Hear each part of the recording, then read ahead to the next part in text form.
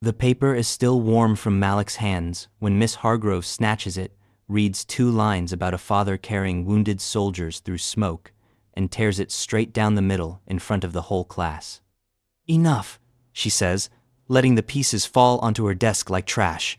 "We are writing about real parents today, not stories."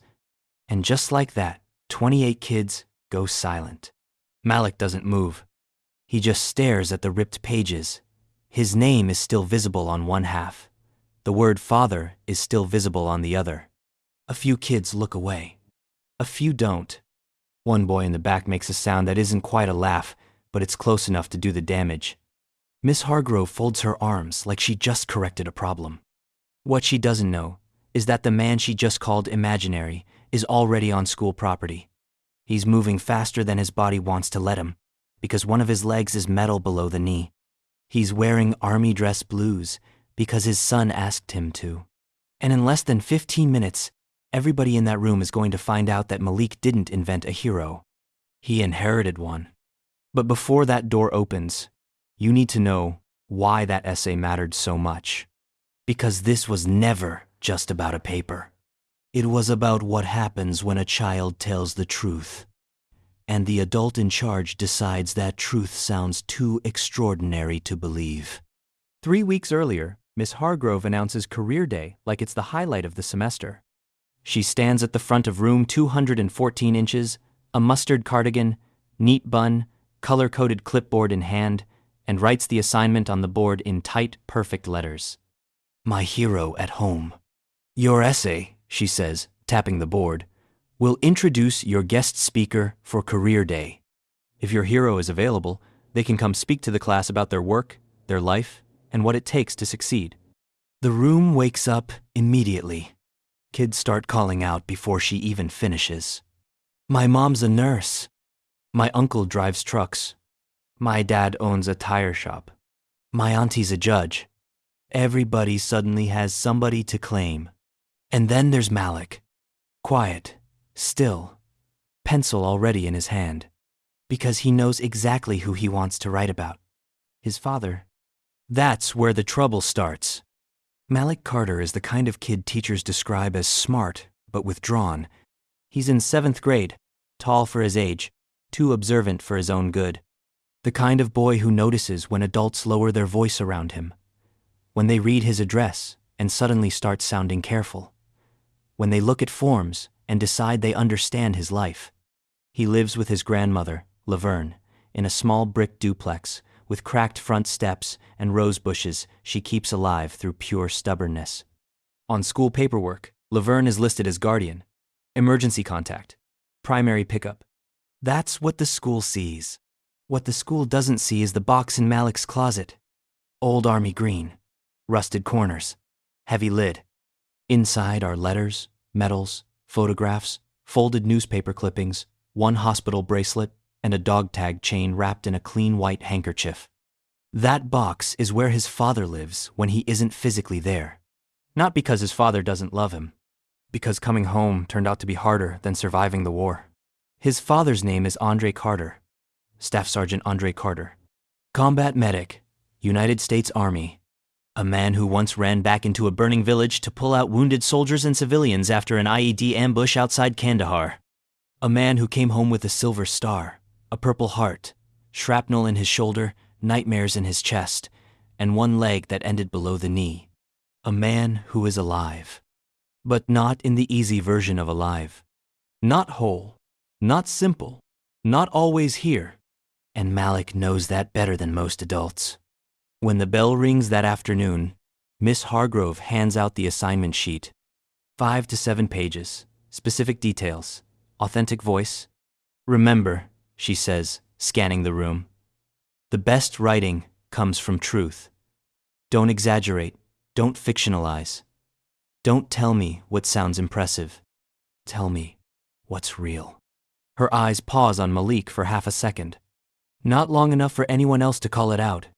Long enough for him to feel it. He slips the paper into his folder and walks home. That evening, Laverne is in the kitchen, slicing onions for smothered chicken, old gospel humming from the radio, when Malik drops his backpack by the table and says, "We got Career Day." That's so? That's so. You gotta write about your hero. Now she looks at him. And because she knows him better than anybody on earth, she already knows the question before he asks it. His voice softens. I want to write about Daddy. Laverne sets the knife down. Not because it's a bad idea. Because she knows what that sentence costs him. You should, she says.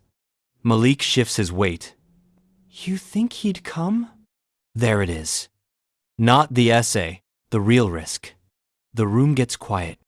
Laverne wipes her hands on a dish towel and leans against the counter. Baby, she says gently, your father loves you. That's not what I asked. Laverne nods once. No, she says. That ain't what you asked. Malik stares at the floor. He missed the band concert. He was in therapy. He missed my game. He was in rehab. He missed. I know what he missed, Laverne says, calm but firm. You don't have to list it for me. Malik swallows hard. The fear isn't anger. It's hope. Because hope gets dangerous when it starts making promises. Laverne walks over, puts a hand on the back of his neck, and says, call him. Malik looks up. What if he says maybe? Then you'll know. What if he says yes, and then he doesn't finish? He doesn't need to. What if he says yes, and then doesn't come? What if the whole class sees the empty chair? What if Miss Hargrove gets to be right? Call him, Laverne says again. Don't let fear answer for him. So Malik goes to his room, sits on the edge of his bed, and stares at his father's number for almost a minute before hitting dial. It rings twice. 3 times. Then a click. Hey, soldier. That's how Andre always answers. Malik grips the phone tighter. We got career day. Yeah? You gotta write about your hero. A pause. Not cold. Careful. Andre already knows where this is going. And you want to write about me? It isn't a question. Malik tries to keep his voice steady. Yeah. Another pause. Andre Carter has faced gunfire, explosions, evacuation, surgery, rehab, and the dead silence of 3 a.m. panic attacks. But one thing still scares him more than most of that. Disappointing his son in real time. What day, he asks. Malik gives him the date. Andre exhales slowly. That's a Thursday. Yeah. I got an appointment that morning at the VA. Malik's face falls, even though his father can't see it. Then Andre says, but I can move things around. Malik doesn't answer right away. He doesn't trust the moment yet. Andre hears it anyway. You still there? Yeah. You want me there? This time Malik answers fast. Yes. No cool voice, no pretending, just yes. Andre goes quiet for one more beat, and when he speaks again, his voice is softer. Then I'll be there. That should settle everything. But promises land differently when they have history behind them. The next day at school, Miss Hargrove starts reviewing topic choices.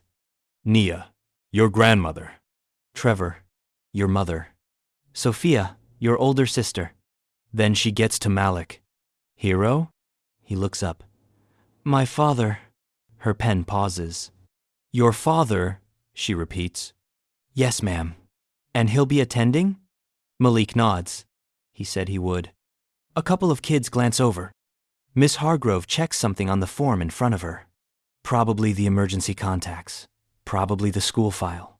Probably the adult-approved version of Malik's life. She looks back up. Well, she says with that thin professional smile, if schedules change, you may want a backup option.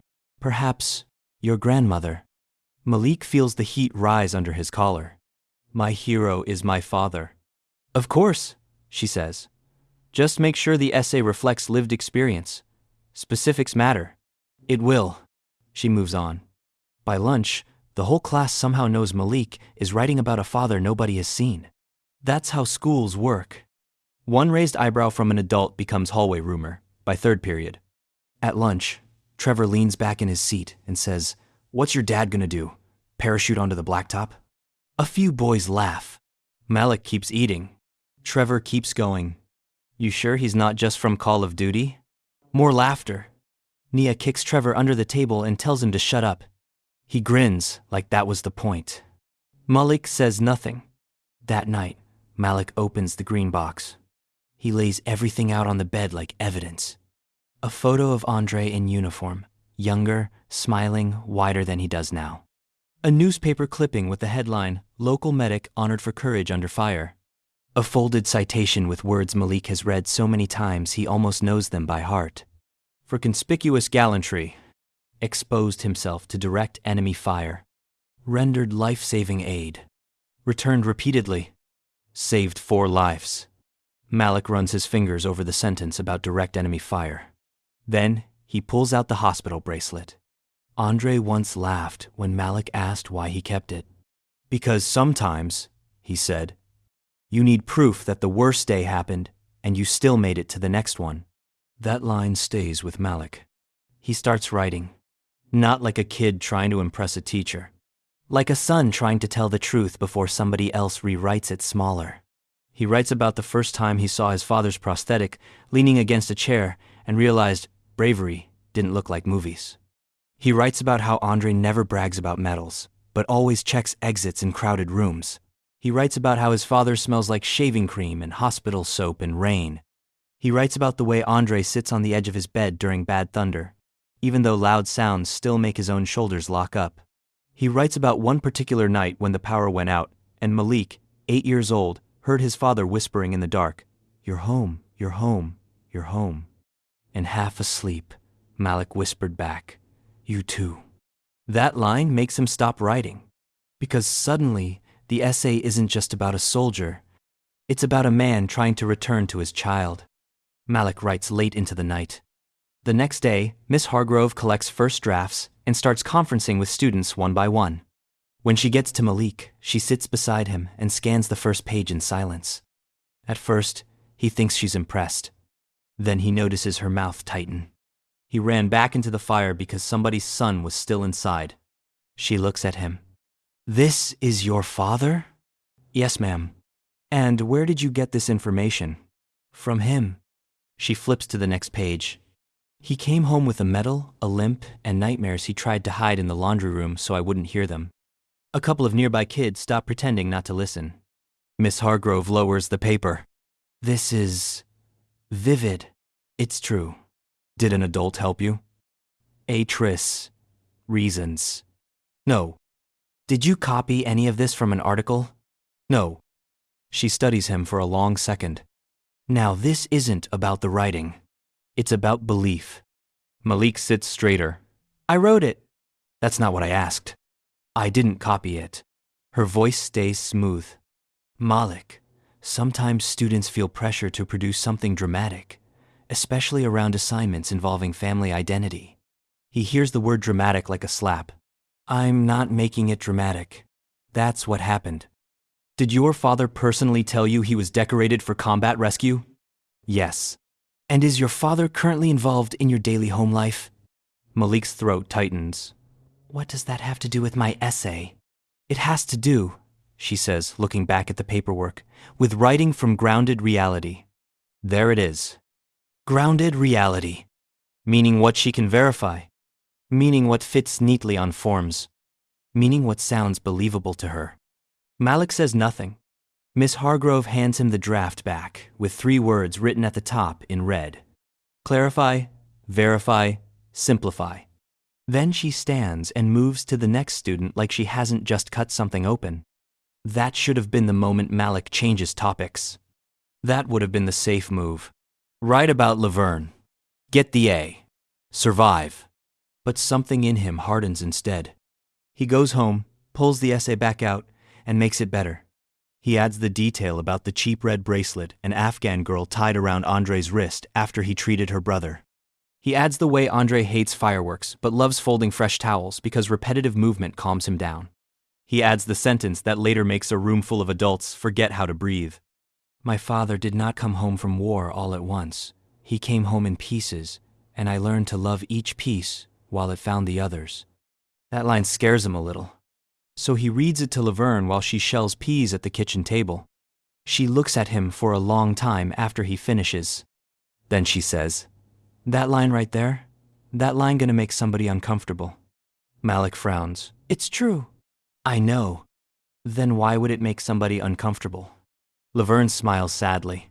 Because the truth makes folks uncomfortable all the time, especially when it walks in looking nothing like what they expected. Over the next week, Career Day takes over the class. Students bring sign-up sheets, guest forms, printed bios, job photos. Miss Hargrove decorates a bulletin board with the title, Heroes Among Us. Everybody starts practicing their introductions. Malik starts noticing something he wishes he didn't.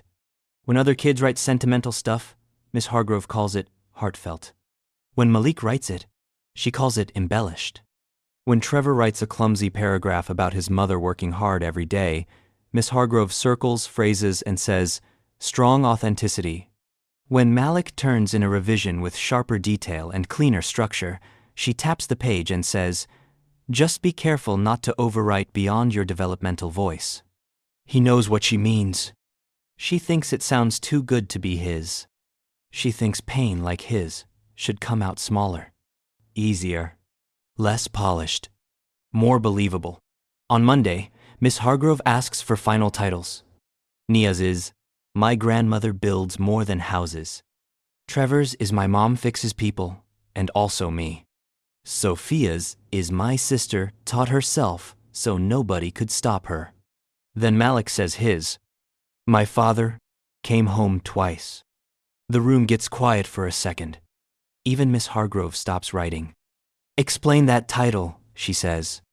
Malik keeps his eyes on his desk. He came home from war once, he says, and then he had to come home to us. For the first time since this assignment began, a few kids look at him differently. Because that line hits. Miss Hargrove writes the title down but says nothing. That bothers Malik more than if she had. That night, Andre calls. He sounds tired, wrote in his voice. Background noise low. You writing? Finished. You gonna read it to me? Malik sits up in bed. Right now? If you want. So he does. Line by line. Slow at first, then steadier, then fully inside it. He reads the bracelet detail, the laundry room detail, the towel folding, the hospital bracelet, the sentence about pieces. When he reaches the title again at the end, there's nothing on the phone for 5 full seconds. Malik checks the screen to make sure the call didn't drop. Then he hears it. Not crying exactly. Just a man trying not to let emotion crack open where his son can hear it. Andre clears his throat. That's what you wrote about me? Yeah. You sure? Malik almost laughs. I'm the one who wrote it. No, Andre says softly. I mean, you sure that's who I've been? That's the question underneath everything, isn't it? Not, was I brave? Not, did I serve? But did my child experience me as somebody worth naming out loud? Malik answers without hesitation. Yes. Another silence. Then Andre says, send me a picture of it. Malik does. Every page. Even the one with eraser smudges. Andre tells him he'll see him Thursday morning. I might be a little late getting through school security, he says, but I'm coming. You promise? Andre doesn't rush the answer. I don't use that word unless I mean it. Do you mean it? Yes. Can you wear the uniform? Andre laughs under his breath. You trying to show off? No. You absolutely are. Just a little. Andre's voice warms. I'll wear it. Career Day morning starts wrong. Malik wakes before his alarm. Puts on his cleanest button-up, the blue one Laverne irons so sharply it almost stands by itself. He checks his backpack 3 times, even though the essay is already inside the folder. Laverne makes him 2 eggs and toast. He barely touches them. You got that look, she says. What look? That. I'm trying not to hope too hard, so it won't hurt me if it breaks look. Malik stares at his plate. She reaches over, straightens his collar, and says, Go to school like you belong to the good part. At 8:07, Andre texts, Leaving now. See you soon. Malik stares at those 3 words until the bus comes. At school, the gym is being set up for the larger guest rotation, but but individual classroom speakers are scheduled in waves. Room 214 slot is first. That matters. There isn't much room for delay. Parents start arriving with coffee cups, briefcases, scrubs, tool belts, cheerful nerves. The hall fills with adult shoes and polite voices. Malik keeps checking the classroom door. Every time footsteps pass, his chest jumps. At 8:35, Miss Hargrove starts taking guest attendance. Nia's grandmother? Here. Trevor's mother? Here. Sophia's sister? Present. Then she gets to Malik. Mr. Carter? Silence. She looks up. Not here yet? He's coming. Her mouth tightens. We begin in 20 minutes. He said he's coming. A couple of kids turn around. That empty chair beside Malik suddenly looks huge. Miss Hargrove marks something on her clipboard. Did you submit the guest clearance form? I gave it to you. I don't appear to have it. I put it on your desk. She checks her stack again. No form. Maybe it got misplaced. Maybe it slid behind another pile. Maybe it never got sent to the front office. Miss Hargrove exhales through her nose. This is exactly why backup planning matters. Malik feels everybody hearing that sentence at once. He's still coming. He's still coming. We can only work with what is here, Malik. Technically, it sounds reasonable. Emotionally, it says something else. It says your truth only counts when it arrives on my schedule. At 8:42, Malik checks his phone under the desk. No new message. At 8:44, he sends one. You close? No answer. At 8:46, Miss Hargrove tells the class to pull out final essays for rehearsal. Malik's hands are cold. He smooths the paper flat on his desk. The title stares back at him like a promise. My father came home twice. Miss Hargrove walks row by row, listening to opening lines. She smiles at some, corrects others. When she reaches Malik, she says, Go ahead. The room isn't fully listening yet. That changes in the first sentence. My father came home from war with one less leg, one silver medal, and a silence so heavy our whole house learned to walk around it. 3 students look up immediately. Malik keeps reading. He did not look like the men in action movies, and he did not talk like the heroes people put on posters. But when I was afraid, his hand still found the back of my neck, like nothing in this world could take me where he could not reach. Stop! The word cracks through the room. Malik freezes. Miss Hargrove is staring at the page in his hands. Bring me that. He stands slowly and walks it to her desk. She reads fast. Too fast. A boy in the back whispers, Bro wrote a movie. Trevor snorts. Miss Hargrove looks up. Where is this from? It's mine. No. Where is this from? I wrote it. Her voice sharpens. Malik. A warning. A command. A performance. The room goes still. I need the truth. That is the truth. Your father is not listed in active home contact. There is no guest clearance form. No one here has met this man. And now, on the morning of presentations, you hand me a highly dramatized account of combat valor and trauma recovery? My dad told me. Your dad told you? The way she repeats it gives the room permission. A couple of kids laugh before they can stop themselves. Malik's ears start ringing. It happened, he says, but his voice is smaller now, and he hates that. Miss Hargrove sets the essay down. You had a chance to write about your grandmother, about someone consistently present. Instead, you chose to build this. She lifts the pages with 2 fingers. This fantasy around a man who has not even shown up today. There it is. Not just doubt. Judgment. Public, clean, humiliating judgment. It's not a fantasy. Miss Hargrove's patience snaps. Maybe it's stress. Maybe it's ego. Maybe it's the fact that a child refusing her interpretation feels like disrespect. Whatever it is, it takes the worst possible form. She grabs the essay and tears it in half, right down the middle. The sound is small, but in that room, it lands like a gunshot. Then writes something true. She drops the pieces on her desk. Nobody laughs now.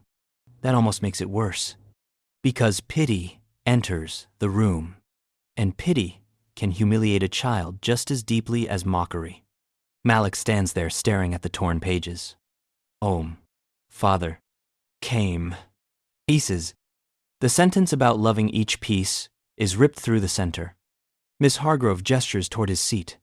Sit down. He doesn't move. Then, very quietly, he says, You tore up my essay. She straightens her shoulders. I tore up a fabrication. Malik goes back to his seat because at 12 years old, sometimes the only thing you still control is whether you cry in front of people. He is not going to cry in front of them. Not Trevor. Not the girls whispering by the window. Not the teacher who just treated his father like a lie. He sits, puts both hands under the desk, digs his nails into his palms, and keeps his face still.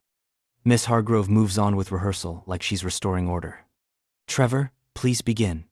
Trevor stands and reads about his mother being an ER nurse. The class claps. Malik hears none of it. The ringing in his ears gets louder. At 8:53, he asks to use the restroom. Miss Hargrove nods without looking at him. He walks out of the room with his spine straight and his vision blurring at the edges. The second the bathroom door closes, he grips the sink so hard, his knuckles pale. He still doesn't cry. Not because he's tough. Because sometimes humiliation is too sharp for tears at first. It hits as heat, as nausea, as the feeling that your body is suddenly too small to hold what just happened. He pulls out his phone. No new messages. He calls Andre. Straight to voicemail. He hangs up. Calls again. Voicemail. He leans his forehead against the mirror. This is the worst part. Not the ripped paper. This silence. Because if Andre doesn't walk through that door now, the torn essay becomes evidence. And a child can spend years trying to climb out from under one bad public moment. The bathroom door opens. Malik wipes his face, even though there are no tears yet. It's Nia. She closes the door behind her and looks at him. I hate her, she says. He almost laughs, but it dies halfway out. She thinks I lied. Nia's jaw tightens. She's wrong. How do you know? Because you don't sound like kids when they're lying. That stops him. Because it's simple. And it's the first belief he's been given all morning without conditions. Nia reaches into her hoodie pocket and pulls out 2 folded pieces of paper. I grabbed these off her desk when she turned around. Part of the essay. Not all of it. 2 half pages. One has the title. The other has the paragraph about the power going out and Andre whispering in the dark. Malik takes them carefully. Thanks. You think he's coming? He wants to say yes. Instead, he says, he promised. Nia doesn't answer, because even she knows those 2 things are not always the same. Back in the classroom, the first wave of parent presentations begins. Trevor's mother talks about emergency medicine. She's warm and funny and good with kids. Nia's grandmother explains blueprints and housing permits and somehow makes zoning laws sound interesting. The class is engaged. Questions are asked. Laughter happens. Life keeps moving in the cruel way it always does after somebody has been humiliated. The world does not stop just because one child's dignity was broken in public. Miss Hargrove is polished professionalism now. If you walked in fresh, you'd think she was doing a wonderful job. Malik sits in the back with an empty chair beside him.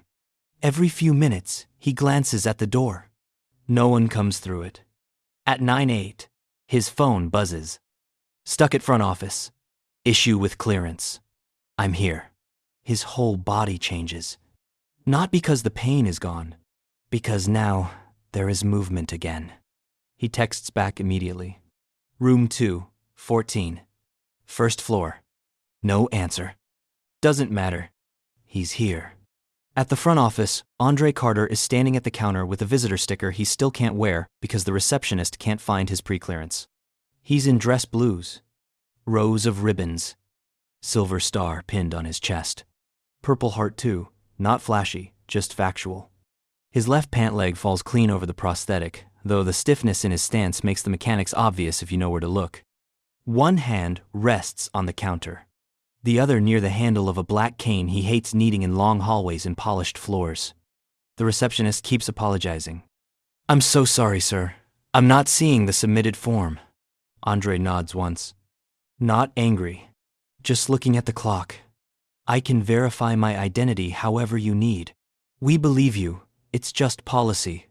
Policy. The adult cousin of grounded reality. A vice principal is called. Then campus security.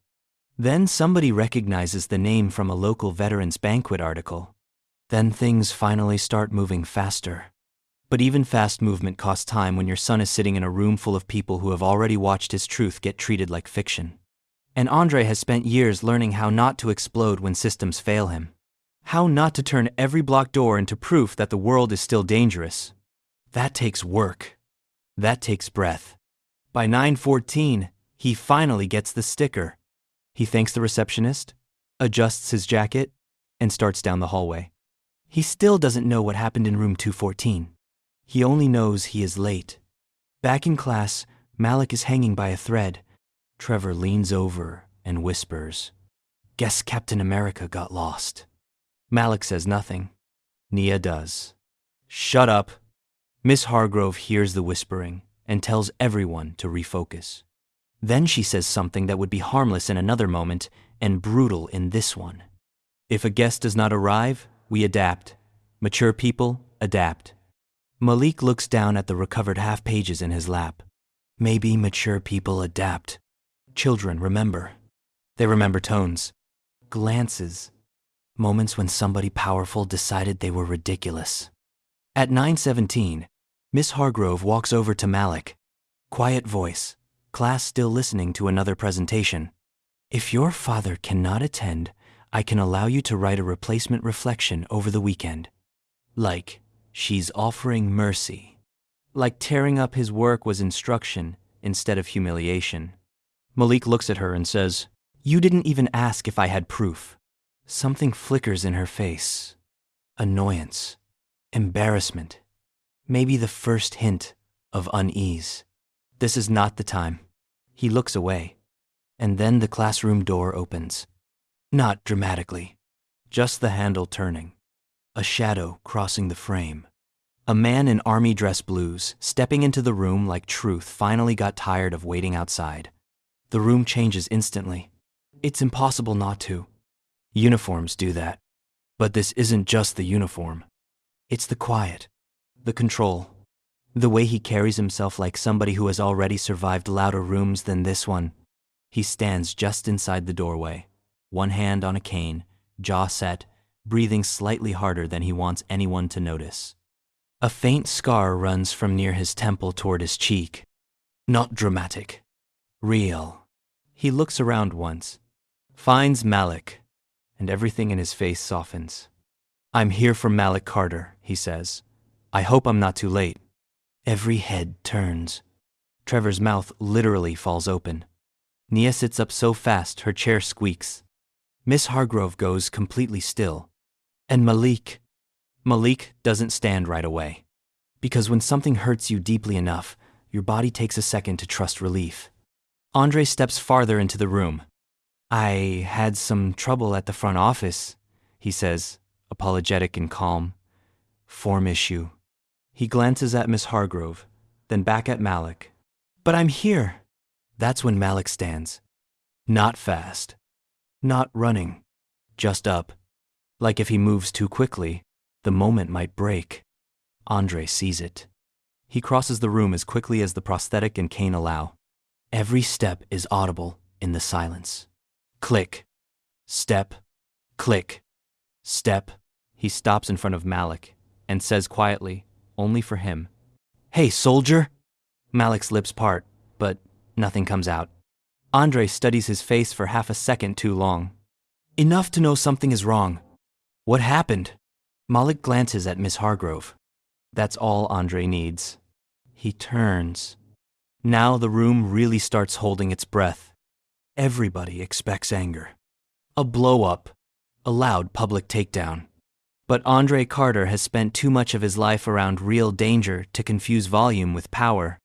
So when he looks at Miss Hargrove, his voice is even. "Good morning." She blinks. Good morning. I'm Staff Sergeant Andre Carter, retired. He offers a hand. There's no choice but to take it. Miss Hargrove does. Her confidence is slipping, but she's trying to keep her classroom face on. Mr. Carter, of course. We were just... He doesn't embarrass her yet. He just says, I understand there was confusion about my arrival. A couple of kids exchange looks. Confusion is a generous word. Miss Hargrove nods stiffly. There seems to have been a paperwork issue. Andre glances at Malik again. Then he sees it. The torn pages in Malik's hand. One half, visible enough to catch the title. My father came home twice. Andre's eyes stop. He looks back at Malik. What happened to your essay? The room goes so quiet you can hear somebody's bracelet slide down their wrist.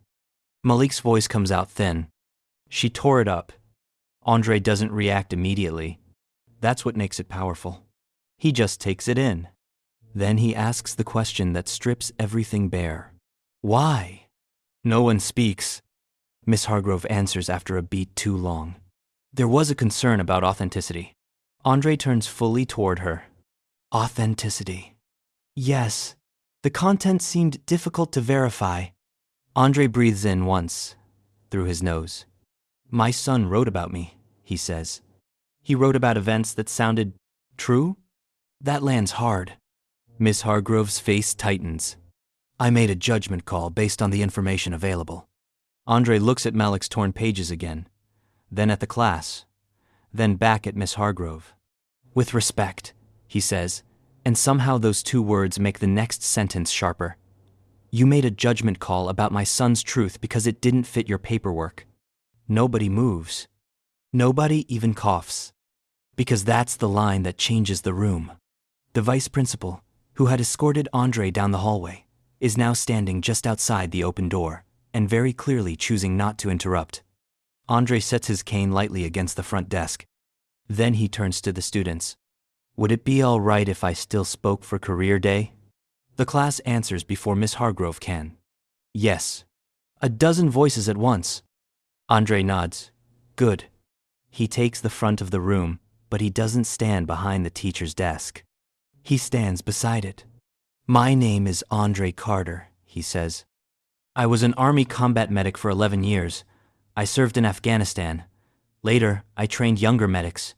Now I work with veterans who are trying to build a life after service. He rests one hand lightly on the cane.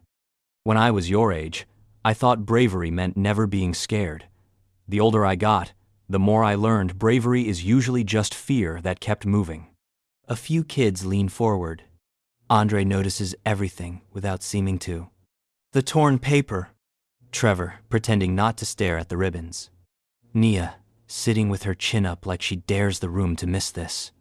Malik standing off to the side, still hurt, still trying to catch up to what's happening. Andre continues. Your teacher asked for truth. That's fair. Truth matters. He pauses. But truth can look strange if you only trust the versions of people that are easiest to organize. That line goes straight past the students and into the adults. The vice principal shifts in the doorway. Miss Hargrove says nothing. Andre reaches into the inside pocket of his jacket and pulls out his phone. My son read me his essay last night, he says. I asked him to send me pictures of it. Malik looks up fast. That matters. Because now the essay isn't lost.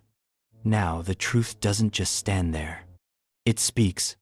Andre taps the screen once, finds the images, then looks at Malik. Would it be okay if I read a little of what you wrote? Malik can't answer at first. Then he nods. Andre looks at the phone and begins. My father did not come home from war all at once. He came home in pieces, and I learned to love each piece while it found the others. You can feel the room get hit by that sentence. Andre keeps reading. He does not like fireworks. He folds towels when his hands need a job. He checks doors in restaurants and sits where he can see the room.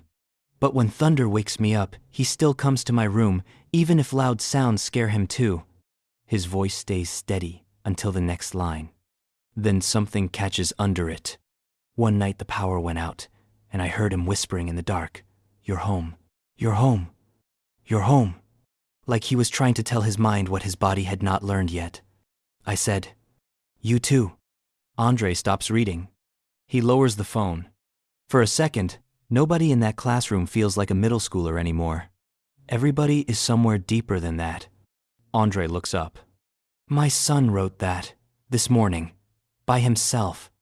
Then, because the moment still has one more turn to make, he does something bigger than proving Miss Hargrove wrong. He reframes the entire idea of heroism. I want to tell you something, he says to the class.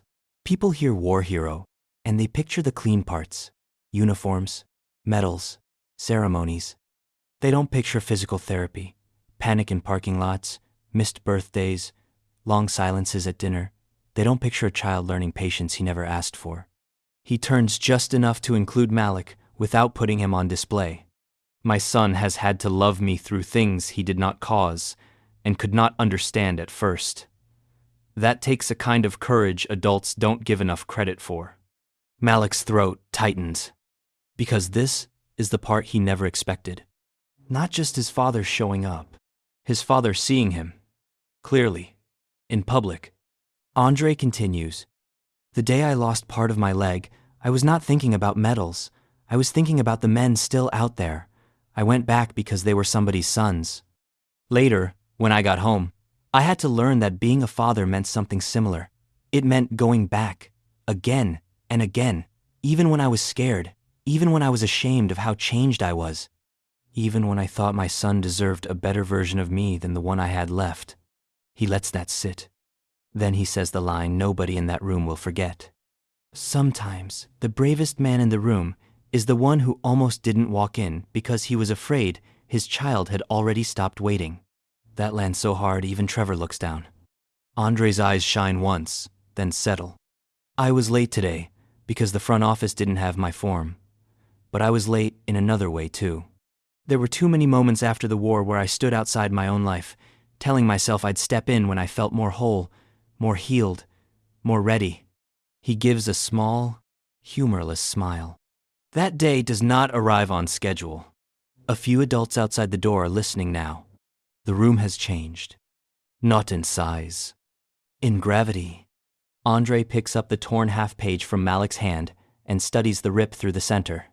Then he says, funny thing about paper, you can tear it in half, and the words still remember where they belong.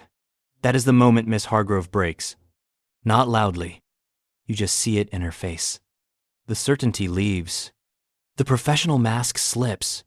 And what's underneath is recognition. The realization that she used authority to humiliate a child because she trusted her assumptions more than his voice. She clears her throat. Mr. Carter, The sentence dies. Andre looks at her. Not rescuing her. Not attacking her. Just holding the moment open. Miss Hargrove tries again. I was wrong. The room hears it. Every student. Every adult at the door. Every part of Malik that needed somebody with power to say it out loud. She turns to him. Malik, I was wrong. And I am sorry. A lot of stories would stop there.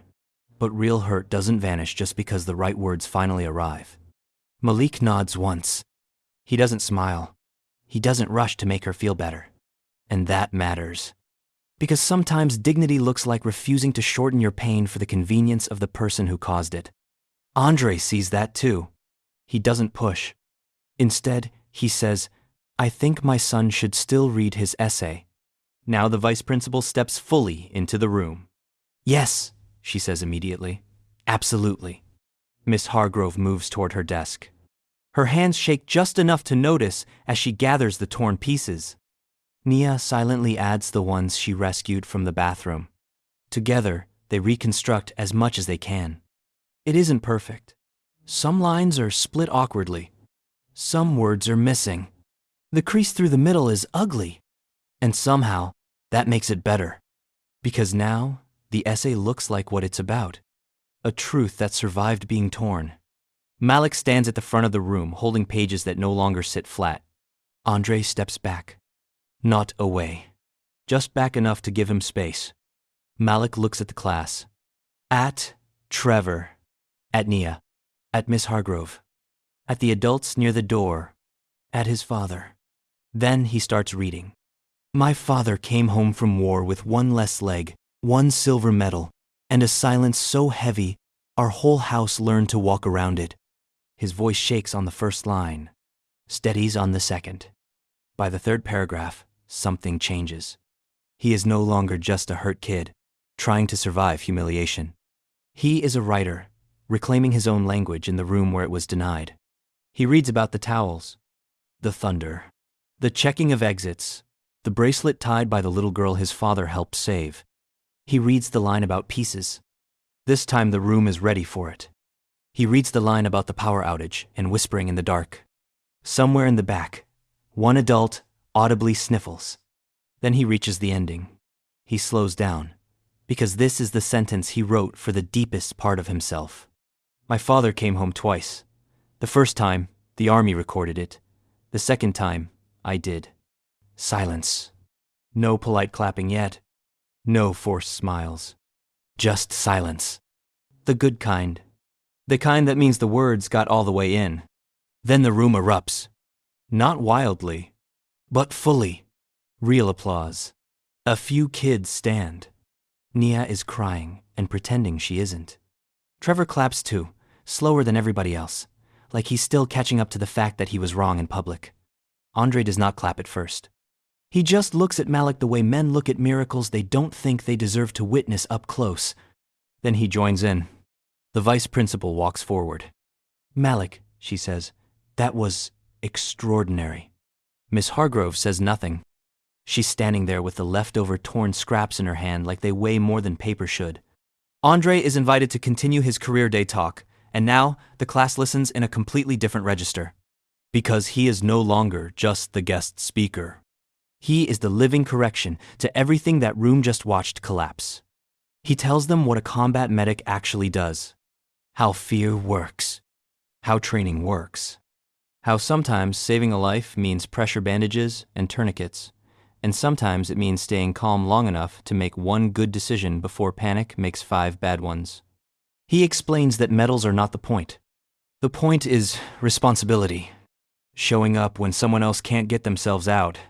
Then he says something that changes even the kids who didn't think this story was about them. Don't mistake polished for strong, he says. Some people look put together because life has not tested them there yet. Some people look uncertain because they have fought things you cannot see. The room is locked in. He keeps going. If someone tells you who they are, or who saved them, listen before you decide whether it sounds likely. A lot of damage gets done when people with power think their imagination is the boundary of everybody else's reality. Nobody pretends not to hear that. He answers student questions too. Yes, the medal is real. No, he doesn't like being called a hero all the time. Yes, losing a leg hurt. No, the scar on his face doesn't still hurt, but weather can make other injuries ache. Yes, he was scared. Yes, he is still scared sometimes. A girl near the window asks, "Even now?" Andre smiles a little. Especially now, sometimes. War gives you obvious reasons to be afraid. Real life asks you to be brave in ordinary rooms. That line stays with everybody. Because that is what this has been. Not a battlefield. A classroom. And still, somebody got wounded. When the bell finally rings, the room doesn't empty right away. Kids cluster around Andre to look at his medals, ask about the uniform, ask careful, clumsy middle school questions only kids can ask. Nia hugs Malik so hard he stumbles. Trevor comes over, hands shoved into his pockets, and says, without making eye contact, "That was my bad." Malik looks at him. Trevor swallows. Like, all that stuff I said. Malik nods once, not forgiving him yet. Not punishing him either. Just letting the apology stand where it belongs. The vice principal asks Malik if she can submit the essay to the district writing showcase. He blinks. Even though it's ripped? She smiles sadly. Maybe because it's ripped. Meanwhile, Miss Hargrove is standing alone by the bookshelf. She looks smaller somehow. Not physically. Morally. She walks over while Andre is answering another question. "Malik," she says quietly. He turns. She takes a breath. I know an apology doesn't undo what I did. That is the first fully honest sentence she has spoken to him all day. He waits. She continues. I made assumptions about your family, about your voice, about what truth was allowed to sound like coming from you. That was wrong. Malik says nothing. Not because he wants to punish her, because he is listening for whether she really understands it. Miss Hargrove looks at the torn pages in her hands. I was trying to control what I didn't understand. There it is. The truest version. Andre has walked over by now, quiet and present. Miss Hargrove turns to him. I am deeply sorry. Andre nods. I appreciate you saying that.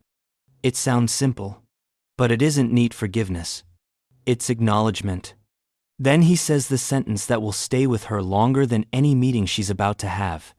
The next time a child tells you where they come from, don't start by correcting them with what their file says. She closes her eyes for half a second. Because that one goes all the way in. The vice principal asks to speak with her outside. She goes. No protest, no defense, just goes. A lot of people would want the story to spend the next 10 minutes on consequences. Suspension. Write-up. District outrage. And yes, some of that happens. Parents here. The principal gets involved. The district does what districts do when public embarrassment forces moral clarity. But the deepest payoff comes 15 minutes later, in the nearly empty classroom. Andre is sitting in one of the tiny student chairs, like his body does not belong there, but his heart absolutely does. Malik sits across from him, both of them finally alone enough to feel what just happened. Andre looks at the reconstructed essay. Can I keep a copy? Malik laughs under his breath for the first time all day. You already got photos. I want the torn version. Why? I have. Andre runs a thumb lightly near the crease. Because this one tells the whole story. Malik studies him, then asks the question that has been alive in him since morning. You were really gonna come? Andre looks up fast. Not offended. Hurt. The right kind of hurt. Yes. You almost missed it. I know. You did miss stuff before. Andre nods. I know. Malik's voice thins. When she tore it up, I thought maybe she was right to think you weren't coming. Andre sits with that. He doesn't rush to defend himself. That's why what he says next matters. She was wrong about me, he says. But she touched a fear that's been real for you. I know that. Malik looks down. Andre continues. I can't fix every missed thing with one good entrance. I know, but I can keep showing up from here. That is the real vow of the story. Not I'm perfect now. Not I'll never fail again. I can keep showing up from here. Malik nods, his eyes shining. Andre taps the paper. This line, he says. The second time, I did. Malik shrugs a little, suddenly shy. Andre smiles. That line's cold. Malik laughs. You can't say cold. I just did. Malik shakes his head. And for the first time all day, something besides pain gets to live in the room. Andre leans back in the tiny chair, dress blues too sharp for middle school furniture, and says, You know what the wild part is? What? I spent half the morning thinking I needed to come in here and impress your class. Malik looks at him. Andre taps the essay. Turns out, I was the one getting introduced. That lands quietly. Because it's true. The uniform got attention. The medals got silence. But the thing that stopped that room cold was not war. It was being seen. It was a boy naming his father more honestly than most adults ever name the people they love. A custodian pokes his head in, sees them talking, and quietly backs out. The classroom is almost empty now. Sunlight has shifted across the floor. The bulletin board that says Heroes Among Us suddenly feels less like decoration and more like a question. Andre studies Malik for a second. You hungry? Malik shrugs. A little. Good, because I passed a vending machine on the way in, and I'm pretty sure that school food smell is classified as psychological warfare. That gets another laugh. Daddy, I served. I know what a hostile environment looks like. Now Malik is really laughing. And after a morning like this, That sound feels like victory too. They walk out together. Andre with the cane. Malik with the torn essay folder tucked under his arm like something sacred. In the hallway, students from other classes stare as they pass. Some because of the uniform. Some because word has already spread. At the main office, the principal stops them. She is composed in that administrator way, but her expression says she already understands enough. Mr. Carter. Malik. She looks at the folder in Malik's hand, then at Andre. I want to personally apologize for what happened in that classroom. Andre nods once. The principal turns to Malik, and to you especially. Malik shifts his weight. He doesn't know what to do with polished adult regret yet. The principal continues. We will be addressing this immediately, and if you're comfortable, I would like a clean copy of that essay submitted to the district writing board. It deserves to be read. Malik looks down at the torn pages. Andre answers gently. He'll think about it. The principal nods. That's fair. Then she says something that actually matters. You should know this, Malik. The problem today was not that your story was too much. The problem was that an adult failed to believe you. That failure belongs to the adult, not to you. That one stays. Because children are quick to adopt blame that was never theirs. Laverne gets the call before lunch. Not from the school. From Andre. He tells her what happened in the parking lot, while Malik is inside, washing his face and trying to look normal again, even though nothing about this day has been normal. There is a long silence on the other end. Then Laverne says, very calmly, I need the Lord to keep me retired from certain behaviors. Andre closes his eyes. Ma. No, because I'm trying. I am trying very hard to be the woman everybody thinks I am. Andre laughs once. She apologized. She tore up his words first. I know. You let me know if I need to come down there. I think we're okay. Laverne exhales. Then her voice softens. Did he get his moment? Andre looks through the glass toward Malik, who is drying his hands too slowly, buying himself time. Yeah, Andre says. He did. That all I needed to hear. When Malik comes back out, Andre doesn't take him straight home. He signs him out properly, gets the visitor process cleared, thanks the office staff who finally got him in. Then he drives Malik to a diner 10 minutes away, with faded red booths and a waitress who calls everybody baby without asking permission. Because some days deserve a meal after them. Some days need somewhere to sit and breathe. They slide into a booth. Andre takes his jacket off carefully and hangs it beside him. Without the full uniform silhouette, he looks a little more like himself and a little less like the public symbol everybody saw that morning. The waitress pours coffee for Andre and gives Malik a chocolate milk he didn't order because she could tell by the face. Neither of them argues. For a minute, they just stare at the menus without reading them. Then Malik says it. The question that has been trying to become words since first period. Did it make you mad? Andre doesn't ask what he means. Yeah. At her? In Fend? Yes. At me? Andre pauses. Then tells the truth. A little. Malik looks up fast. Andre nods. Not because of the essay. Because you had to stand there by yourself that long before I got there. Malik stares at the salt shaker. I tried not to cry. Andre's face changes. Not pity. Recognition. I know. How? Because you got my same jaw. When you're hurting and trying to make it invisible. That lands deeper than Malik expects. Andre takes a sip of coffee. Then sets the cup down. You don't have to be impressive with pain for it to count. That line settles between them. Malik didn't know he needed it until he heard it. You could have cried, Andre says. You could have yelled. You could have walked out sooner. None of that would make what happened your fault. Malik nods slowly. Then asks, when you were reading it, were you embarrassed? Andre almost smiles. Of what? The nightmares. The towel folding. Malik lowers his voice. The broken parts.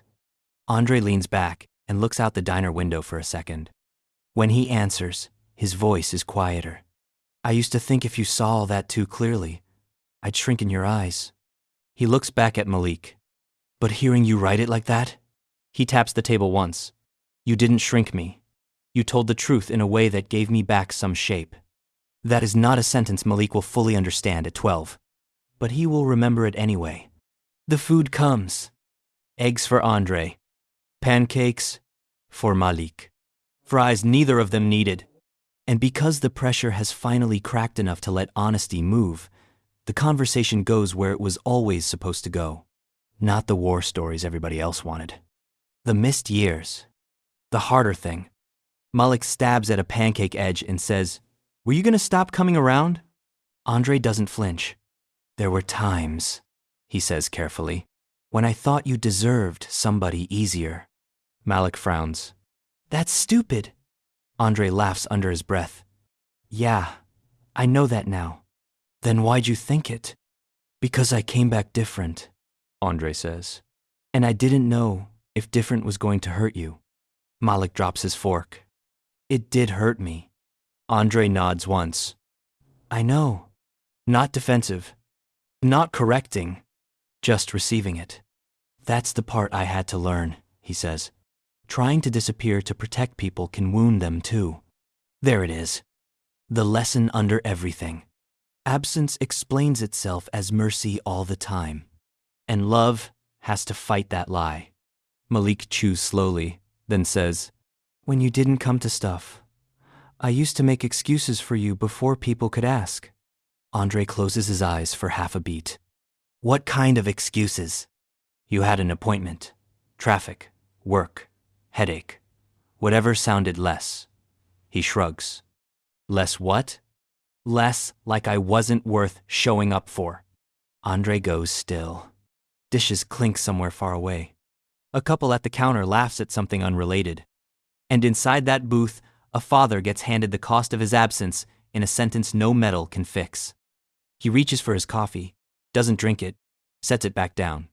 Then says, "You were always worth showing up for." Malik's eyes stay on the table. "I know that now," Andre adds, "but you needed to feel it then." That is accountability in its adult form. Not intent. Impact. Not "I loved you" in my heart. You needed to feel it where you were standing. After lunch, Andre drives Malik home. Laverne is on the porch before the car fully stops, dish towel still in one hand like she walked out mid-kitchen. She looks at Andre first, then Malik, then the folder. "Come here, baby." Malik goes into her arms, and only then does he finally cry. Not hard, not dramatic, just the release that was waiting for somewhere safe. Laverne holds the back of his head and rocks once. "That's it," she murmurs. "That's all right. Let it come on out." Andre stands at the foot of the porch, steps and looks away long enough to give his son privacy. That is a kind of fathering too. Knowing when not to make pain perform for you just because you love the person carrying it. Later, at the kitchen table, they tape the essay back together. Not perfectly. Never perfectly. Some tears don't align cleanly anymore. Some edges are bent. A few words have to be rewritten by hand where the rip took too much. Laverne gets the clear tape. Andre holds the pieces steady. Malik presses them down. 3 pairs of hands. 1 page. That evening, Andre misses his rescheduled VA call. He doesn't care. He stays through dinner, through dishes, through the retelling. Laverne makes him repeat exactly what Miss Hargrove said, then exactly what he said back, then exactly how her face looked after. Malik finally smiles all the way through that part. The next week, the story spreads beyond the classroom. A parent volunteer heard enough in the hallway to tell another parent. The vice principal files a report. The principal calls a faculty meeting. Miss Hargrove is placed on administrative review and required to attend bias and student dignity intervention training before she returns to class. Adults argue about language, about intention, about professionalism. Adults always love turning injury into vocabulary. But the students remember the simpler version. She didn't believe him. She tore it up. His dad came. That version survives because it's the truth underneath all the policy words. A month later, Malik's essay is entered into the district showcase. He changes nothing important. Keeps every hard line. Even the one about silence. Even the one about pieces. Especially those. The judges call it unusually mature. One writes, "This piece demonstrates emotional clarity beyond its grade level." And there is a little sting in that praise too, if you know where to look. Because adults are still surprised when a child they underestimated writes with authority about pain. Still, the essay wins. Not first place. That isn't the point. It wins publication in the district anthology and a live reading at the Spring Arts Night. This time, there is no question about whether Andre is coming. He's there early. So early, in fact, Malik tells him to stop hovering. Andre says, "You wanted consistent presence. You are now dealing with the consequences." Laverne laughs so hard, she has to sit down. At the reading, Malik stands on a small stage with warm lights in his face and reads to a room full of strangers who go just as quiet as room 214 did. Maybe quieter. Because now the essay belongs to people beyond the ones who doubted it. People who have ever loved somebody in pieces. People who have ever been reduced by paperwork. People who have ever waited in a room, trying not to look toward the door too often. When he finishes, the applause is longer than before. Andre stands. So does Laverne. Then a few others. Then half the room. Malik looks out at them and feels something settle inside him that has been restless for a long time. Not pride, exactly. Not vindication. Something steadier. Authority. The kind that comes from surviving public doubt without surrendering your own witness. After the reading, a boy from another school comes up to him and says, "My mom came back from prison, and people act weird when I talk about her like she's my hero." Malik looks at him for a second, then says, "Write it anyway." That is how impact works. Not just in applause, in permission. As for Miss Hargrove, she returns to school months later, quieter than before. Less certain of her instincts. More careful with language. She never teaches Malik again. But one afternoon near the end of the year, she asks if she can speak to him after dismissal. He says yes. They stand by the classroom door where all of this started. No audience now. No uniform. No public shame to manage. Just two people, and what happened between them. She hands him an envelope. Inside is a handwritten note. Not typed, not administrative. Her handwriting shakes a little. It says, "You told the truth before I was ready to recognize it. I confused my doubt with discernment. I used my authority to damage something beautiful. I am sorry. Your words changed the way I listen." Malik reads it twice, then folds it back up. He does not hug her. He does not say it's fine. He says, "I believe you mean that." And for now, that is all she gets. It's enough. Sometimes grace is not reunion. Sometimes, grace is simply letting a person sit honestly inside what they did. That summer, Andre starts coming by every Thursday. Then, some Saturdays too. Sometimes they go nowhere. Just fix loose cabinet hinges. Watch old action movies and criticize the fake combat scenes. Fold towels, which Malik now teases him about constantly. Sometimes Andre still gets quiet in crowds. Sometimes Thunder still stiffens his shoulders. Sometimes Malik still watches the door a little more than other kids. Healing does not erase old instincts overnight. But now there is pattern, proof, repetition, and trust loves repetition. One evening, months after career day, they are sitting on Laverne's porch while the sun drops gold over the street. Kids ride bikes in uneven circles. A dog barks 2 houses down. Andre has the anthology copy of Malik's essay in his lap. He has read it enough that the spine already looks used. Malik notices. "You keep carrying that around?" Andre shrugs.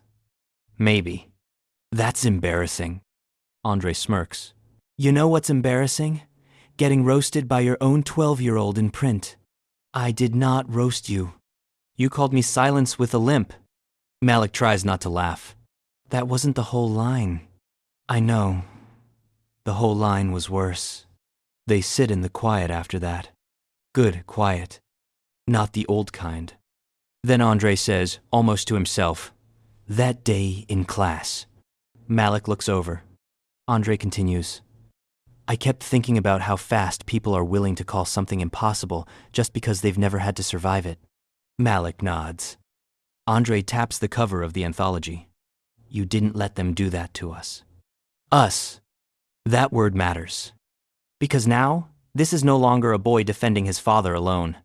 This is a father and son, standing in the same truth together. Malik leans back in the porch chair and says, You know what I think? What? I think the essay was right. Andre glances at him. Which part? The title. 1823rd. Andre waits. Malik looks out at the street, then says it without drama. You did come home twice. Andre's expression changes slowly, like the sentence has to travel through more of him than usual. Then he nods. Yeah, he says, I think I did. A breeze moves through the porch screen. The anthology rests in his lap.